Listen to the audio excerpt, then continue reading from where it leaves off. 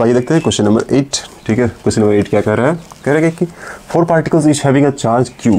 4 particle है, सबके पास charge है Q, इक्वल अमाउंट का चार्ज है। ठीक है, Q1 Q2 Q3 Q4 is equals to Q।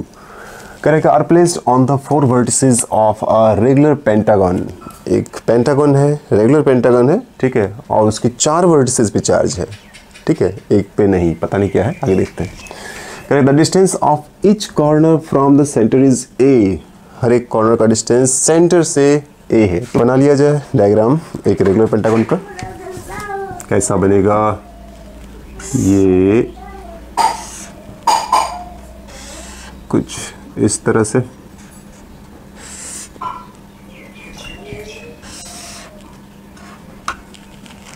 Okay, कुछ इस तरह का बनेगा पेंटागन।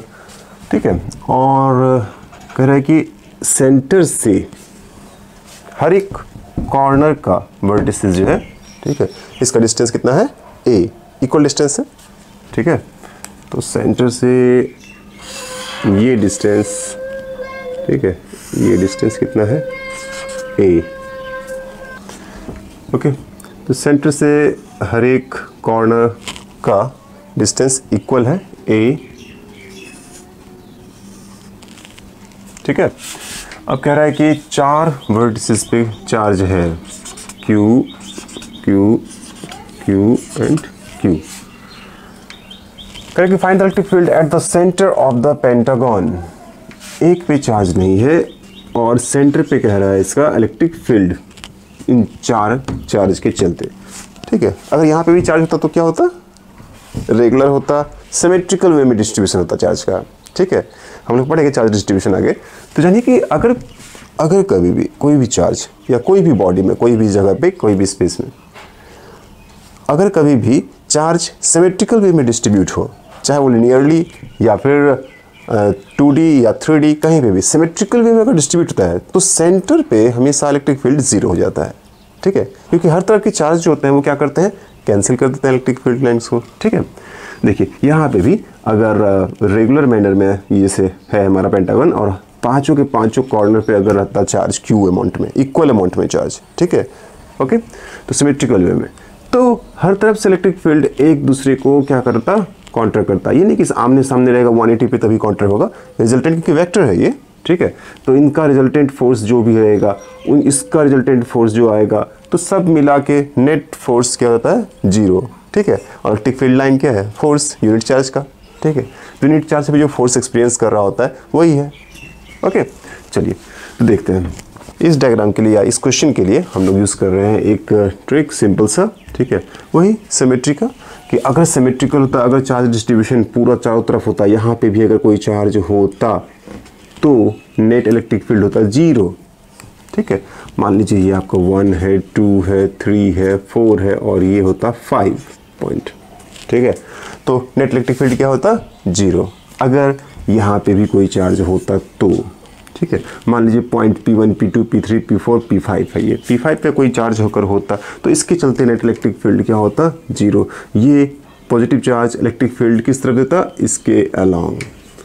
ठीक है, तो इसके अलोंग जो भी इलेक्ट्रिक फील्ड होता, ठीक है, इन चारों का Q1 Q2 Q3 Q4, इन चारों का इलेक्ट्रिक फील्ड जो भी आएगा वो सब का रिजल्टेंट किस तरफ होगा? इसके ठीक अपोजिट, जिस डायरेक्शन में ये आया हमारा, ठीक है, E5 के ठीक अपोजिट में, ठीक है, इन चारों का सम जो होता इलेक्ट्रिक फील्ड का वो आता, तभी ये दोनों एक दूसरे को काउंटर करता 180 पे। ठीक है, सेम मैग्नीट्यूड का यहाँ पे इलेक्ट्रिक फील्ड आएगा तभी ये 0 हो सकता है। तो अगर सिमेट्रिकल वे में चार्ज डिस्ट्रीब्यूट हो रहा है और इसका इलेक्ट्रिक फील्ड 0 होता है तो ये पक्का है, ये श्योर है कि यहाँ पे अगर कोई चार्ज होता तो वो उतना ही इलेक्ट्रिक फील्ड लगा पाता जितना कि इन चारों के रिजल्टेंट इलेक्ट्रिक फील्ड का मैग्नीट्यूड होता। ठीक है, और डायरेक्शन ठीक इसके अपोजिट में होता है। ओके, समझ रहे हो बात को? चलिए, अब बात हो रही कि यहाँ पे चार्ज नहीं है, तो अगर यहाँ चार्ज नहीं है तो नेट इलेक्ट्रिक फील्ड यहाँ पे 0 नहीं होगा। कितना होगा?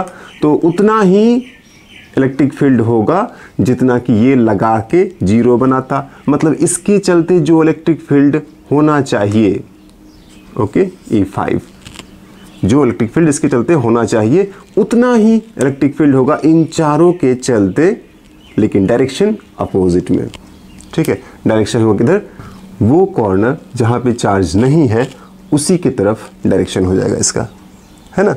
चलिए, इन चारों का रिजल्टेंट, तो हम इसे ऐसे लिखते हैं कि नेट इलेक्ट्रिक फील्ड E इस रेगुलर पेंटागन के चलते हर एक कॉर्नर पे अगर चार्ज होता तो ये होता E1 plus E2 plus E3 plus E4 plus E5 becomes equals to 0। ठीक है, अगर हर जगह चार्ज होता और सब जगह पे चार्ज Q ही रहता, मतलब इक्वल चार्ज।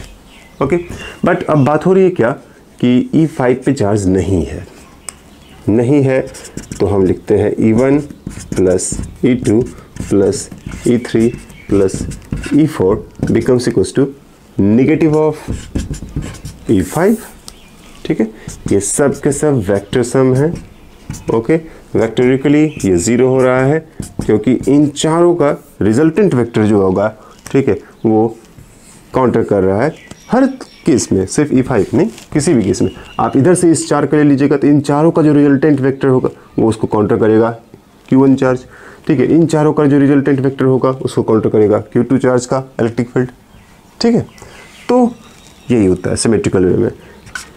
ठीक है, तो अब आप इन चारों का इलेक्ट्रिक फील्ड निकाल के कंपोनेंट जो भी रहेगा इसका ब्रेक करके फिर उसको ऐड करके रिजल्टेंट वेक्टर निकालिएगा, या डायरेक्ट आप E5, ठीक है, एक यहाँ से इमेजनरी चार्ज मान लीजिए। ठीक है, यहाँ पे है नहीं चार्ज, Q चार जगह पे है, यहाँ भी Q चार्ज मान के अगर आप यहाँ से इलेक्ट्रिक फील्ड निकाल लेते हैं, एक इमेजनरी इलेक्ट्रिक फील्ड, तो जो भी इलेक्ट्रिक फील्ड आएगा E5 के चलते उसका निगेटिव, मतलब उसके उल्टा डायरेक्शन में इन चारों का रिजल्टेंट होगा। ठीक है, तो यही हमसे पूछ रहा है कि find the electric field at the centre of the pentagon. तो इस पेंटागन के सेंटर पे इलेक्ट्रिक फील्ड कितना होगा, तो रिजल्टेंट इलेक्ट्रिक फील्ड आ जाएगा। ठीक है, कितना, तो वही E5 के मैग्नीट्यूड के बराबर। ओके, कितना हो जाएगा ये, चलिए, तो vector E1 plus electric field E2 plus electric field E3 plus electric field E4 becomes equals to minus, ठीक है, माइनस डायरेक्शन के लिए दिया हुआ है क्या, KQ upon A square, magnitude हो गया KQ अपॉन A स्क्वायर। ठीक है, और डायरेक्शन क्या हो जाएगा इसका, निगेटिव दिए हुए हैं, तो E5 का इलेक्ट्रिक फील्ड मतलब जिस कॉर्नर पे चार्ज नहीं है, ठीक है, उसके चलते जो इलेक्ट्रिक फील्ड होता तो उसके ठीक अपोजिट में, तो हम ऐसा कहेंगे कि सेंटर से उस कॉर्नर की तरफ जहाँ पे चार्ज नहीं है, जिसको पॉइंट हम लोग P5 ले लेते हैं, या Q5 चार्ज तो है नहीं, P5 पॉइंट ही कर देते हैं। ठीक है, समझ गए। तो ये नेगेटिव डायरेक्शन ये शो करने के लिए था E5 का मैग्नीट्यूड को और डायरेक्शन को लेके, तो E5 इलेक्ट्रिक वेक्टर का उल्टा। तो हम यहाँ डायरेक्शन लिख रहे हैं, तो इसे माइनस नहीं लिख के क्या लिखेंगे,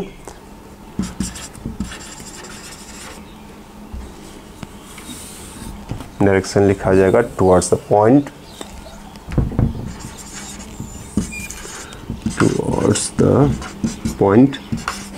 P5